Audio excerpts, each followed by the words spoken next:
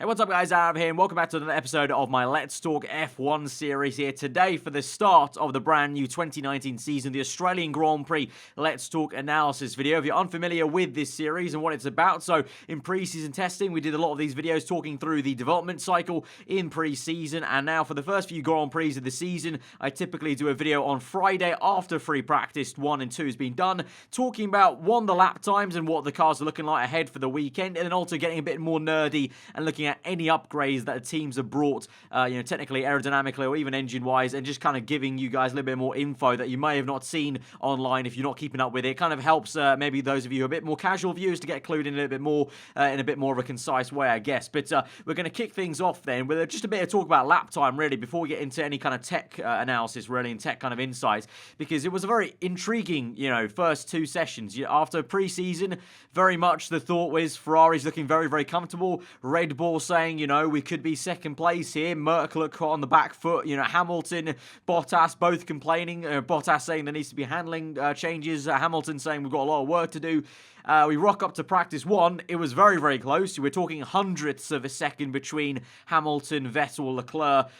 So that was quite intriguing. And the Red Bull looked pretty damn planted as well. I don't think they were pushing necessarily, but they looked very, very strong in terms of how they looked out on track through the corners. But then we get to free practice 2, and then Hamilton and Bottas just turn up a notch. Hamilton setting a 1:22.6 dead, and Bottas with a 1:22.648. And then you've got a lot further back then, Verstappen is a 1:23.4 in third place. So you're talking quite some way off. Sebastian Vettel down in P5 with a 1:23.4 and Leclerc P9 with a 1:23.7. Now, I think it seems like if you adjust for fuel potentially, it seems like from the pace they were showing in practice 2, Ferrari appeared to be around 4/10 maybe even behind Mercedes, which is crazy. And, it sparked debate of, what's basically occurring here. Were Mercedes sandbagging that much, or is it just, Ferrari, Ferrari have said that, Vettel and Leclerc both said that free practice 2 was more difficult for them. They felt good in free practice 1. Then going to the session 2, the wind came in, the track conditions changed a little bit, and they just didn't feel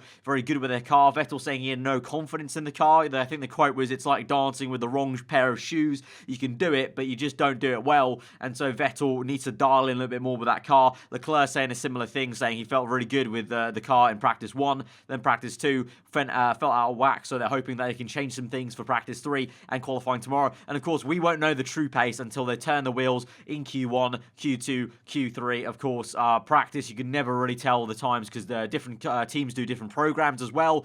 But it does seem like Mercedes definitely were playing down how well they were going to do. I think Hamilton, Bottas were very much playing it down.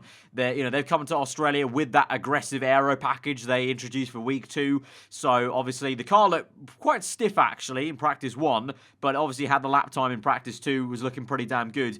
So I think it's a case of, I don't know, I want to kind of believe what Martin Brundle was echoing, where I think it's obviously not, you shouldn't look into it too much. I think it's better to say that Mercedes are in the mix directly and are right there with Ferrari and Red Bull, rather than they're going to be miles ahead of Ferrari and Red Bull, because obviously pre-season we're saying they're going to be miles off Ferrari and Red Bull. So now I think it's more safe to say I think they're going to be right there, which is going to be exciting, because if they're right there, if it's as close as it was in practice 1, where it's only a few hundredths, that's going to be amazing for the season. If by some kind of crazy way they have actually taken this step forward and Ferrari are just, have been caught out napping and Mercedes are way out ahead, that'll be quite a shame really for the championship fight, because it'll be a lot better obviously if it's a lot closer. But it's going to be very interesting to see how that goes. But of course we had likes of Raikkonen up in P6, only a 10th off Vettel's time, so you really can't really too much into the times there. Renault P7, P8, the Renault guys were complaining a bit. Abitbull was talking about Toro Rosso specifically. Toro Rosso do look quite strong actually. Like the lap time may not be there straight away in practice 2 and 1.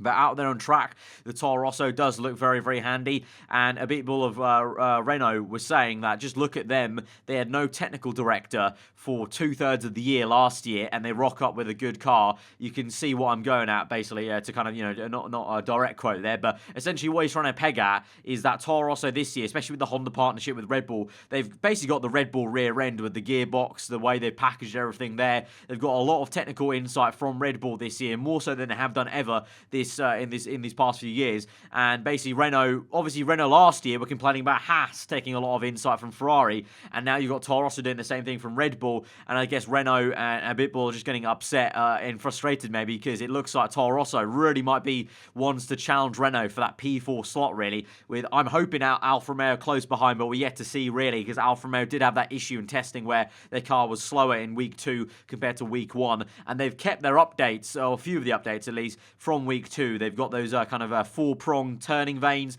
on the very top of the chassis, the same place where Mercedes have the horns. So that's going to be intriguing to see if Alfa Romeo really do have that pace still from what was in week 1, really, as they rock up to Australia. Obviously, Australia is a very unique circuit anyway, so it's going to be it's not really a place to really see what the season-long pace is going to be, because it's a street circuit. It's very bumpy, very dusty, so it really is a spanner in the works, like we said in the podcast there. But still, it's going to be it looks quite close. There's only about 6/10 or so between the entire midfield, really, and towards the top end. So the midfield fight is going to be mega, I think. You can already kind of tell, but there is a major question mark of that Mercedes-Ferrari fight, which can be intriguing. Let me know what you guys think, really. Do you think Mercedes were sandbagging that much and they really are that far out ahead? Do you think they're just going to be in the mix and, like Martin Brundle said, just very, very close to Ferrari and Red Bull and not kind of further back like they were fearing? I think that's going to be the case for me personally, and I want to hope that's the case. And it seems like Ferrari definitely did have issues in practice too. It's one of those things where, you know, you get that over the season. You get some curveballs, you have to dial it back in for practice 3 in qualifying. We've seen that in the past with especially Leclerc. We've heard Leclerc before in the last season with Sauber, say that he's got things wrong. They've had to dial it back and go in the right direction with the setup and etc. etc. So I'm not too worried, but it is a little bit ominous in terms of it's very much the same signs of what we had last year. Oh yeah, Merck saying all this and that in practice in pre-season, and then they rock up and do stuff. Even Vettel was saying, to quote him, it was BS basically, to not use the full swear words, about what Hamilton was saying about the Merc. So we'll see. Already the kind of angry, stern words are coming out about playing these mind games that I guess Vettel and Ferrari aren't happy about. But away from the general lap time talk and the general practice discussion, we're going to talk about the aero bits for this race. Obviously, coming from pre-season, a lot of teams like to change stuff. More teams than others. We've seen Racing Point are the biggest ones that have changed their car because, like they said, they didn't turn up with all the parts they wanted in testing. But starting off with Toro Rosso, they come with this new front wing configuration. You can see that's why they've got Flovis paint in FP1 to test it out. So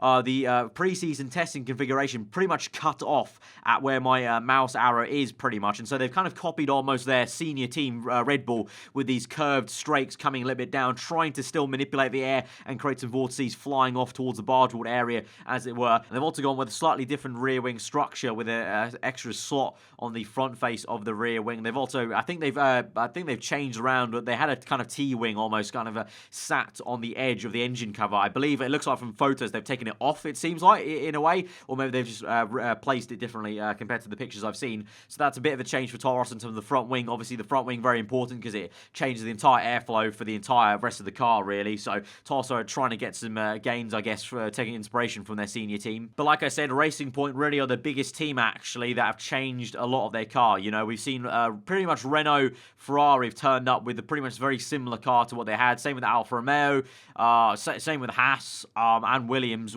to an extent.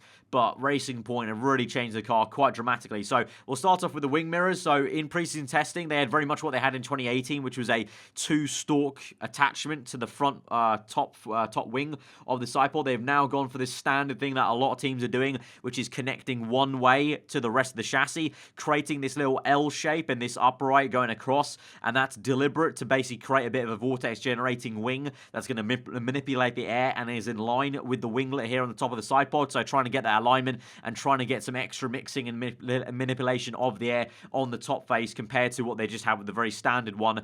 So that's the kind of first apparent major change they've made to that wing mirror area. But then they've made further changes to the bargeboard area, which is obviously quite significant because that's going to be a big area of development for this year's cars. So compared to pre-season, they've added this boomerang wing, which is takes inspiration from the likes of Red Bull, McLaren, Mercedes. They've had them for at least the last season or so.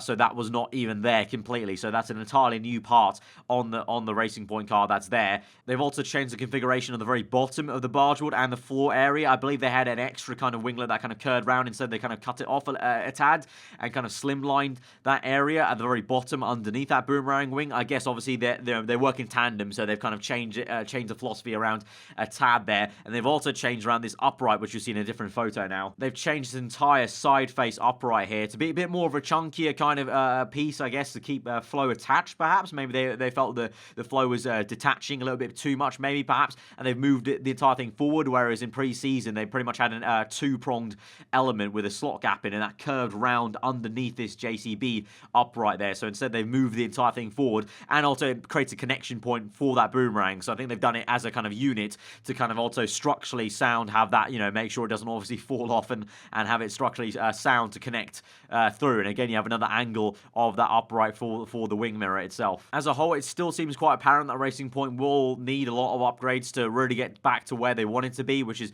fighting for P4. I don't think they'll be there quite yet for this weekend. But the thing is, Racing Point have confirmed that, Perez has said that they're pretty much going to have a raft of upgrades pretty much every single race now with the new funding they have, the new, basically foundation they have for this new Racing Point team. They can bring upgrades near enough every race, which obviously wasn't the case last year, wasn't the case in previous years when they were called Force India. They pretty much had upgrades at the very start of the season, then they kind of filtered away a little bit. There were instances where they had a B-spec car, obviously, remember in 2015, but never kind of a steady stream of upgrades, whereas the first time they've been able to confidently say they're going to have that steady stream of upgrades as they go on through this season. We look at Red Bull with a few changes here. So they've taken inspiration from Mercedes. They've got this new slot here on the M plate of the front wing. You saw Mercedes, if you watched the Let's Talk videos for the Mercedes Week 2 spec car for pre-season, they cut off a slight bit of the M plate here, and Red Bull have taken that, and that is purely to try and encourage more air to turn around this M plate earlier, because the air will naturally turn around this M plate anyway due to the pressure difference to the inside to the outside.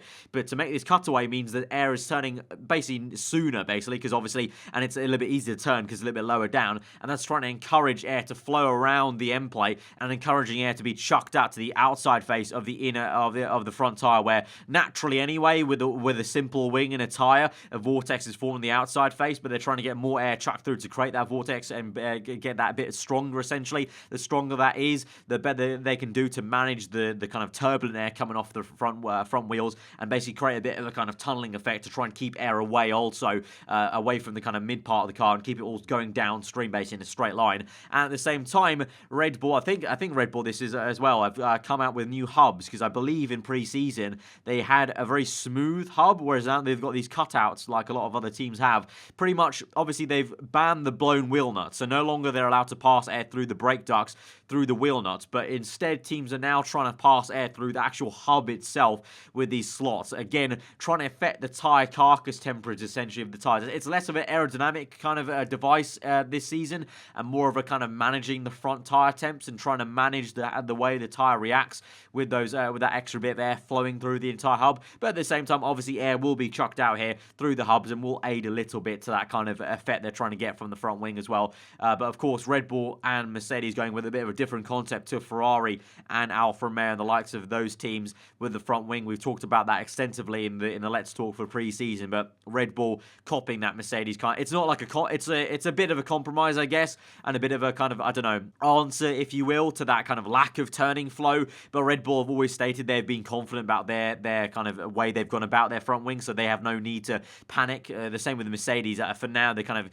assessing their situations. But that's the confusing thing from what we said earlier about Mercedes rocking up and feeling a lot better.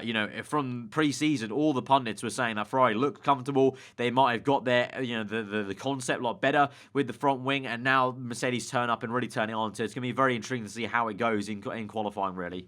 Now, I said Williams have turned up pretty much the same. They've actually have done some changing, but a lot of the changes aren't really performance changes. They're more just legality changes. Now, Williams had 7 elements to their suspension arms in pre-season. They had an extra winglet, I believe it was here down below, that split this joint. They've had to cover that up now and rectify that to make it 6 elements, because the rules state you can only have 6 elements for that suspension arm placement. So Williams have to change that, and they've had to change their wing mirrors. You can see now from this angle, you've got a very similar kind of Ferrari Toro Rosso housing to allow air to pass through. But in pre-season, they did not have this full house around. They actually had basically had the top face winglet and this outer part, and they did not have this entire bit of carbon fiber connecting it all. And that was, well, the FI told them that could, call up to question of their legality of that. So they had to change that round. So Williams, it's not looking good. They look very off the pace. They're about 106%. To Hamilton's time, so that's well within the 107% rule.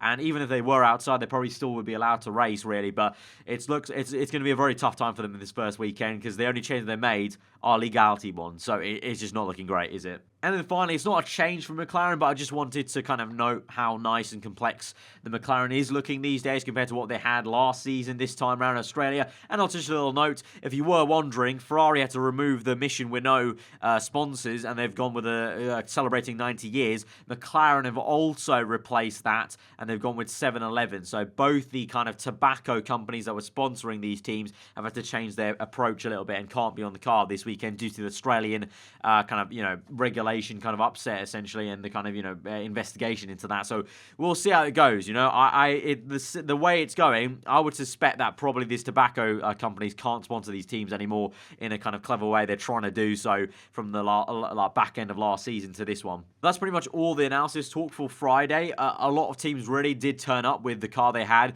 at the end of pre-season, which I think shows one, confidence in what they had. At the same time, maybe in terms of they're still researching parts for later on in the season. Of course, there might have been a few little things that have changed here and there, like Ferrari ran in, I think at least in practice one, Ferrari ran with 2 different wheel hubs and brake duct hubs from the left to the right of the car, which was very peculiar. So the left-hand side hub was different to the right-hand side hub. So that was very, very odd indeed. And a few other teams changed the way their brake ducts work. But, those little tiny bits here and there, I'm not going to kind of go into fine detail all the time. But, generally speaking, that has been the video, basically, on the Let's Talk for Friday. So hopefully you guys did find it somewhat informative and interesting there. The talk about the lap times is, it's a little bit still questioning.